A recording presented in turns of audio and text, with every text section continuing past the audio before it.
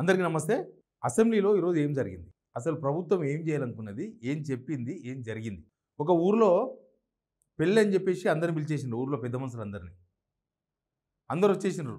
కొత్త బట్టలు వేసుకొని కొంతమంది, ఉతికిన బట్టలు వేసుకొని కొంతమంది, మంచిగా తయారై కొంతమంది పెళ్లి కదా అని. పెళ్లి కొడుకు లేడు, పెళ్లి కూతురు లేదు, అయ్యగారు లేడు, తాళి లేదు, అసలు పందిరే లేదు. కొద్దిసేపు అయిన తర్వాత పెళ్ళి అయిపోయిందని చెప్పేసిండ్రు.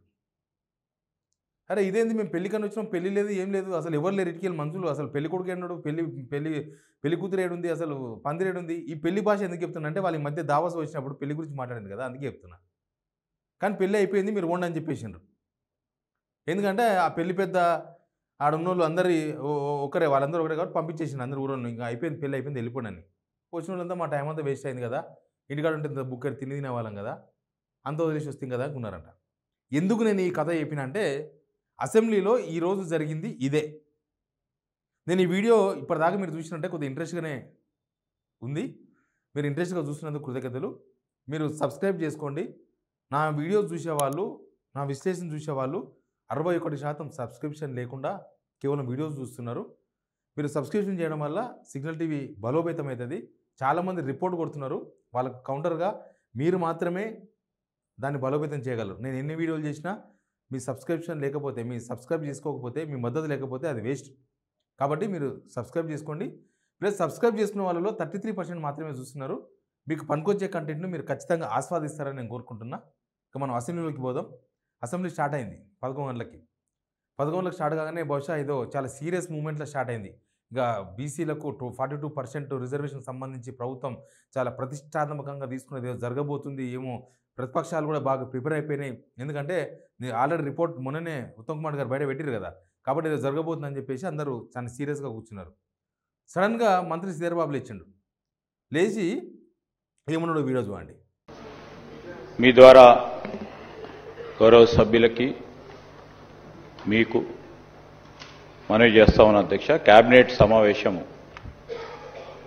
జరుగుతూ ఉన్న సందర్భంలో ఇంకా పూర్తి కాలేదు అధ్యక్ష. కొద్దిగా సమయం పడుతుంది. దాని తదుపరి మినిట్స్ ప్రిపరేషన్కి, తర్వాత నోట్ ప్రిపరేషన్ కూడా సమయం పడతా ఉన్న సందర్భంలో గౌరవ శాసన సభాపతి గారిని కోరుతా ఉన్నాం. ఏమంటారు శ్రీధర్ బాబు? 30 సెకండ్లే, అసెంబ్లీ నిమిషం కూడా నడవలే. అసెంబ్లీ వందే మాతరంతో స్టార్ట్ అయింది. వందే మాతరం పాట ఉన్నంతసేపు కూడా అసెంబ్లీ నడవలే. మా మంత్రులందరూ కూడా క్యాబినెట్ మీటింగ్లో ఉన్నారు, వాళ్ళు రాలేదు కాబట్టి సభ వాయిదా వేయమని అడిగినారు. అసలు క్యాబినెట్ మీటింగ్ అనేది నిన్ననో ఇవాళ మార్నింగో జరగాల్సింది. అసెంబ్లీ కోసం క్యాబినెట్ మీటింగ్ వాయిదా వేసుకోవచ్చు, కానీ క్యాబినెట్ కోసం అసెంబ్లీ మీటింగ్ వాయిదా వేయడం ఇది చరిత్రలో ఫస్ట్ టైం. అది కూడా ఒక స్పెసిఫిక్ సబ్జెక్ట్ మీద అసెంబ్లీ నడుస్తున్నప్పుడు ఖచ్చితంగా దానిపైన ఒక 2 రోజులు 3 రోజుల ముందు నుంచి అసెంబ్లీ ప్రభుత్వం ప్రిపరేషన్ అయి ఉండాలి. ఆ నోట్ తయారు చేయడం కానీ, లేకపోతే అసెంబ్లీలో టేబుల్ పై వేసే ఆ అంశం పైన కానీ మిగతా అంశాలు ప్రిపేర్ అయి ఉండాలి. కానీ ప్రిపేర్ అయ్యి లేవు, ప్రిపేర్ అవుతున్నారు పైన. అసెంబ్లీ వాయిదా మధ్యాహ్నం 2 o'clock స్టార్ట్ అయింది. మళ్ళీ 2 o'clock స్టార్ట్ కాగానే సీఎం రేవంత్ రెడ్డి స్టార్ట్ చేసిన స్పీచ్ నిజానికి ఒక ప్రత్యేకమైన అంశం పైన, అది కూడా ఇక్కడున్న బీసీలందరూ కూడా ఎదురు చూస్తున్న టైంలో ఆ చర్చ చేసే కన్నా ముందు సభ్యులకు ఆ బిల్లు ఇవ్వాలి. ఆ బిల్లు ఏదో అసలు ఏముంది దానిలో, వీళ్ళు ఉత్తమ్ కుమార్ చెప్పిందే అఫీషియల్ అయిపోయింది. ఇప్పుడు ఆడ అసెంబ్లీలో ఉన్న ఎమ్మెల్యేలకు ఎవరికి ఏం బిల్లు ఇవ్వలే. అసలు దానిలో వీళ్ళ రిపోర్ట్ ఏమి ఇవ్వలేదు. వీళ్ళు కులగలన మేము అసలు దేశంలో ఫస్ట్ టైం, అసలు ప్రపంచంలోనే ఫస్ట్ టైం, అసలు దీన్ని చూసి ప్రపంచం అంతా చేయాలి, ట్రంప్ చేయాలి, ఆయన చేయాలి, ఈయన చేయాలి అని చెప్తున్నారు కదా.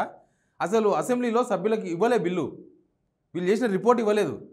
అక్బరుద్దీన్ ఓవైసీ కరెక్ట్గా అడిగాడు, అసలు మీరు ఏమి టేబుల్ చేయకుండా దేని మీద చర్చించాలని. ఒకసారి ఆ వీడియో కూడా చూడండి. So why are you running away from tabling that report in this house? Table the report, let us study that and have a debate and we can give us suggestions on that. What is this, sir? We are only having a discussion. We are having a discussion on a statement. Unfortunately, it wasn't spoken by any of the members, sir. ఏమీ లేకుండా ఏం చర్చించాలని అక్బరుద్దీన్ అడుగుతున్నారు. ఒక అంశం మీద చర్చించాలంటే సభ్యులకు అసలు ప్రభుత్వం ఇన్ని రోజులు చేసింది కదా, 150 కోట్లు ఖర్చు పెట్టి చేసిన సర్వే రిపోర్ట్ ఎక్కడుందని అడుగుతున్నారు వాళ్ళు. సర్వే రిపోర్ట్ లేదు. సీఎం రేవంత్ రెడ్డి గారు స్పీచ్ స్టార్ట్ చేసిండు. అయినా సరే ఆయన ఏమంటాడు, అసలు బీఆర్ఎస్ వాళ్ళు చేసిన సర్వే, అప్పుడు 2014 చేసిన సర్వే రిపోర్టు అఫీషియల్గా ఎక్కడుంది? మీరు అఫీషియల్గా పెట్టనే లేదు, మీరు మమ్మల్ని టేబుల్ చేయమని అడుగుతారు ఏంది అనేది రేవంత్ రెడ్డి వాదన. దానికి అక్బరుద్దీన్ చెప్పిండు అంతకుముందే. వాళ్ళు చేయలేదు, మిస్టేక్ చేసిండ్రు. మళ్ళీ మీరేం చేస్తున్నారని అభివృద్ధిని అడిగిండు కదా రేవంత్ రెడ్డి. మొత్తం మొన్న ఉత్తమ్ కుమార్ చదివిండు కదా, అదే చదివి కూర్చున్నాడు. సేమ్ అదే, అందులో ఉన్న డౌట్స్ ఏది క్లారిఫై చేయలేదు లాస్ట్ వరకు కూడా. రేవంత్ రెడ్డి ఏం మాట్లాడు సార్ వినండి. ఇక 42% రిజర్వేషన్ గురించి మా మిత్రుడు శ్రీనివాస్ యాదవ్ గారు అన్నారు. నేను ఒక మాట సూటిగా వారికి సమాధానం నేను చెప్పదలుచుకున్నా. చట్టపరంగా 42% రిజర్వేషన్ ఇవ్వాలి అని అంటే రాజ్యాంగ సవరణ జరగాలి. Adilabad MLA, BJP MLA Payal Shankar correct question, state question అడిగిండు. అసలు రాజ్యాంగంలో మతపరమైన రిజర్వేషన్స్ ఉన్నాయా? మతపరమైన రిజర్వేషన్స్ లేవు. కానీ ఇక్కడ హిందూ ముస్లింలు అంట, బీసీ ముస్లిమ్స్ అంట, రకరకాల ముస్లిమ్స్ ఉన్నాయి, దానిలో ఓసీ ముస్లిమ్స్ అంట. ఇప్పుడు ఇచ్చిన డాటాలో ఉంది, ఉత్తమ్ కుమార్ రెడ్డి గారు ఇచ్చిన డాటాలో ఉంది. అవి ఎట్లకెళ్ళి వచ్చినా వీటన్నిటికీ ఆన్సర్ చెప్పాలి యాక్చువల్గా. కానీ రేవంత్ రెడ్డి లేచి ఏం చెప్పింది తెలుసా? No answer. అసలు కేసీఆర్ చేసిన సర్వే రిపోర్ట్ ఎక్కడుంది, ఎక్కడ పబ్లిక్ డొమైన్లో పెట్టిండ్రు అని. నిజానికి ఎంసీహెచ్ఆర్డీ అనే ఒక వెబ్సైట్లో రిపోర్టు రేవంత్ రెడ్డి మాట్లాడే వరకు ఉన్నది. మీకు స్క్రీన్ మీద స్క్రీన్ షాట్ చూడండి. నేను కూడా ఆ రిపోర్ట్ డౌన్లోడ్ చేసుకున్నాను. చాలామంది లేకపోతే బీసీలు 52% ఉన్నారని చెప్పి ఎవరు చెప్పిండ్రు? ఆ సర్వే ద్వారానే తెలిసింది. తర్వాత రేవంత్ రెడ్డి మాట్లాడుతున్న టైంలోనే రేవంత్ రెడ్డి మాట్లాడేసిండు. మరి ఎంసీహెచ్ఆర్డీలకు ఆఫీసర్లు ఎవరు చెప్పిండ్రో కేటీఆర్ చెప్పిండు. దానిలో ఉంది కదా ఎంసీహెచ్ఆర్డీలో అని, టక్కున తీసేసిండ్రు. దానిలో ఇప్పుడు లేదు, ఆ డేటా తీసేసిండ్రు. వితిన్ 5-10 మినిట్స్లో ట్రాన్సాక్షన్ క్లోజ్. ఇప్పటిదాకా ఎంసీహెచ్ఆర్డీ వెబ్సైట్లో ఉన్న ఎస్కేఎస్ సర్వే, అప్పుడు చేసిన సర్వే ఇప్పుడు లేదు, పోయింది. తర్వాత వీటి అన్నిటికి సమాధానం చెప్పాల్సిన రేవంత్ రెడ్డి ఏం చేసింది తెలుసా? మీరు అది కూడా వీడియో వినండి. ఒకటే మాట చెప్పదలుచుకున్నాను అధ్యక్ష, దయచేసి తమరికి విజ్ఞప్తి చేస్తున్నా. ఈ సర్వేలో పాల్గొన్న వాళ్ళను మీరు శిక్షించాలి. ఆ శిక్ష మొట్టమొదట ఈ సర్వేలో పాల్గొన్న వాళ్ళకు మీరు మైక్ ఇవ్వద్దు అధ్యక్ష. సర్వేలో పాల్గొంటేనే మైక్ ఇవ్వండి దయచేసి. ఎవరైతే ఈ సర్వేలో పాల్గొనలేదో, ఈ సభలో మాట్లాడే అర్హత లేదు, వాళ్ళకు దయచేసి తమరు మైక్ ఇవ్వద్దని అందరు సభ్యుల తరఫున నేను మీకు విజ్ఞప్తి చేస్తున్నా అధ్యక్ష.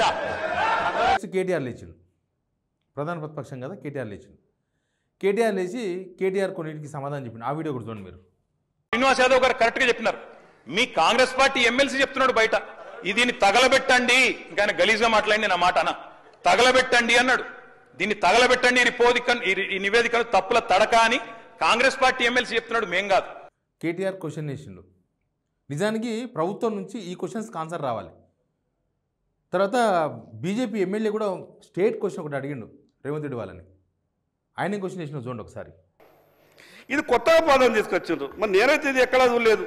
హిందూ బీసీలు, ముస్లిం బీసీలు, ఇది ఎక్కడ పదం అధ్యక్ష? అసలు ఇది రాజ్యాంగం ఒప్పుకుంటుంది అధ్యక్ష?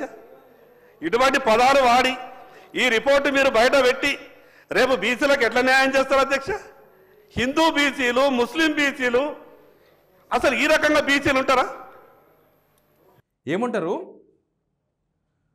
కేసీఆర్ సమగ్ర సర్వేలో పాల్గొనలేదు, కేటీఆర్ సమగ్ర సర్వేలో పాల్గొనలేదు, డీకే అరుణ సమగ్ర సర్వేలో పాల్గొనలేదు, హరీష్ రావు వీళ్ళు చేసిన సర్వేలో, సమగ్ర సర్వే అంటే వీళ్ళు చేసిన సర్వే, పాల్గొనలేదు. కాబట్టి వీళ్ళకి అసెంబ్లీలో మాట్లాడేందుకు మైక్ ఇవ్వద్దని స్పీకర్కి చెప్పేసిండు. ఆయన మస్తు చెప్తాడు, స్పీకర్ వినాలేనా? సర్వేలో పాల్గొన్న దానికి, అసెంబ్లీలో మాట్లాడుకున్నానికి నాకు తెలిసి 16 లక్షల మంది పార్టిసిపేట్ చేయలేదు. 16 లక్షల మంది. వీళ్ళు ఏం చెప్పిన ముందు, ఇదే పెద్ద సీరియస్ సర్వే కాదు, మీ ఇష్టం చెప్పండి, లేకపోతే సమాచారం అని చెప్పిండ్రు. చాలామంది చెప్పలేదు సమాచారం. 16 లక్షల మందికి ఇప్పుడు వాళ్ళు తెలంగాణ వాళ్ళు కాదా? 16 లక్షల మంది తెలంగాణకి వెళ్ళేస్తారా? అది సభలో మాట్లాడడానికి, ఈ సర్వేలో పాల్గొనకపోవడానికి ఏంటి లింకు?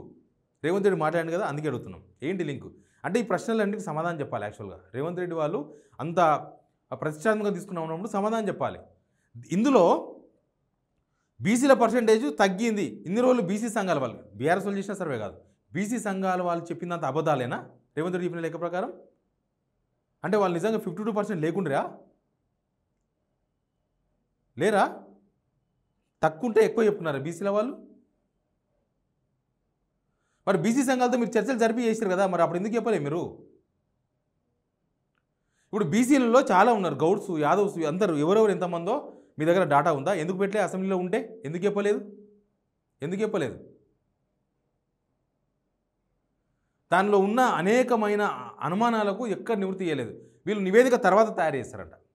అంటే అసెంబ్లీ ఎందుకు పెట్టినరు, అసెంబ్లీలో ఎందుకు చర్చ పెట్టినరు, అసలు ఎందుకు టేబుల్ చేయలే రిపోర్టు, అసలు ఏమీటి సమాధానం చెప్పకుండా అసెంబ్లీ ఎందుకు మూసేసిండ్రు, అసెంబ్లీ క్లోజ్ చేసేసిండ్రు, తీర్మానం చేసిండ్రు ఏమని, మోడీ కూడా చేయాలంట, మోడీ కూడా సెంట్రల్ గవర్నమెంట్ కూడా జనగణన చేయాలని ఇంకా అసలైన వార్త చెప్పిండ్రు రేవంత్ రెడ్డి గారు. ఇప్పటిదాకా మనం 42% రిజర్వేషన్ అయిపోతుంది మా అసెంబ్లీ పెడితే అనుకున్నామా, అసలు అసెంబ్లీలో దాని గురించి ముచ్చట్లేదు. ప్లస్ ఇప్పుడు రాజ్యాంగ సవరణ చేయాలంటున్నాడు, రాజ్యాంగ సవరణ చేస్తే తప్ప ఆ వీడియో కూడా చూడండి మీరు, రాజ్యాంగ సవరణ చేస్తే తప్ప 42% కాదు, రాజ్యాంగ సవరణ ఎవరు చేయాలి, సెంట్రల్ గవర్నమెంట్ చేయాలి. ఎందుకు చేస్తారు వాళ్ళు, 50% కట్ ఆఫ్ ఉంది సుప్రీంకోర్టు. ఇప్పుడు గాంధీభవన్కి వెళ్ళి ఇస్తారంట టికెట్లు, మేము కాంగ్రెస్ పార్టీ నుంచి 42% ఇస్తామని, దానికోసం ఇదంతా ఎందుకు చేసినారు, అంత మీ గాంధీభవన్లో ప్రెస్ మీట్ పెట్టుకుంటే అయిపోయేది, అసెంబ్లీ ఎందుకు దానికి, గాంధీభవన్లో ప్రెస్ మీట్ పెట్టుకుంటే గాంధీభవన్లో మీరు ప్రకటించుకుంటే అయిపోయేది 42% మేము ఇస్తామని, దానికి 150 కోట్ల ఖర్చు ఎందుకు, పిల్లల స్కూల్ ఖరాబ్ చేసి టీచర్లందరూ ఇల్లు ఎందుకు తిరిగిండ్రు, ఇంతమంది లక్షల మంది ఎందుకు పనిచేసిండ్రు, అసలు దీనికోసం ఇంత టైం ఎందుకు తీసుకున్నారు, అసలు ఈ రిపోర్ట్ ఎందుకు చేసిండ్రు, ఈ సర్వే దేనికోసం చేసిండ్రు, నామకే వాస్తే చేసిండ్రా. ఇప్పుడు ఈ అసెంబ్లీ పెట్టడం ద్వారా బీసీలకు ఒరిగింది ఏంటి, మీరు 42% చేస్తాం లేకపోతే రాజ్యాంగబద్ధంగా వాళ్ళకి హక్కులు కల్పిస్తామని ఏమైనా చేసిండ్రా, ఏం చేయలేదే. అందుకే నేను ఫస్ట్ చెప్పిన స్టోరీ ఉందా పెళ్లి స్టోరీ, అది చూడబుల్ స్టోరీ దీనికి, ఈ అసెంబ్లీకి. Please subscribe signal TV.